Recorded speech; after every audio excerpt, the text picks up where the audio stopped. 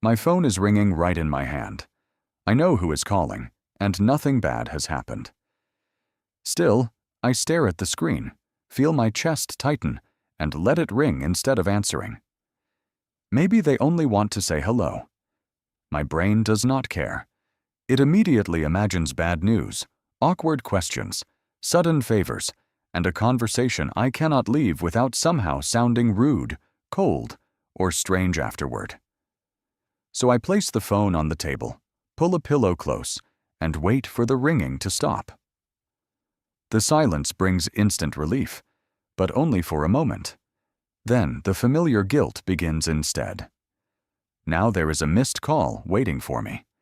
Somehow that feels worse than the ringing. I carry the phone into the kitchen, as though changing rooms might magically make me feel calmer and braver. I decide I should call back before I overthink it. I breathe in, press the button, and raise the phone to my ear. Then panic suddenly takes over, and I end the call almost immediately.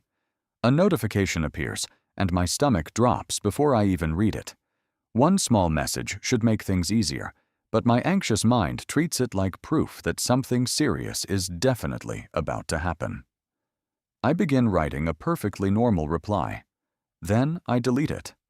I try again, change every word, and delete that too. Too formal? Too honest? Too awkward? Even simple texting suddenly feels like an exam. Next, I rehearse the entire conversation before it exists. Hello? Sorry? Yes. No.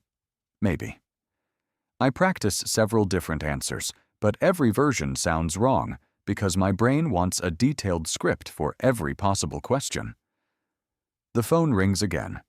This time I walk onto the balcony, take one slow breath, and stop trying to predict everything. My hand still shakes, but I finally press the button and answer the call. For the first few seconds, my whole body expects terrible news. Then I realize it is only an ordinary conversation. Nothing frightening happens.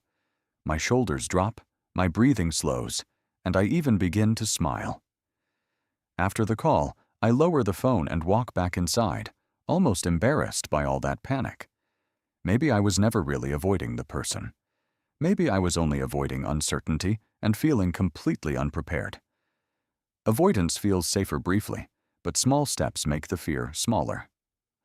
Subscribe to Inside My Brain.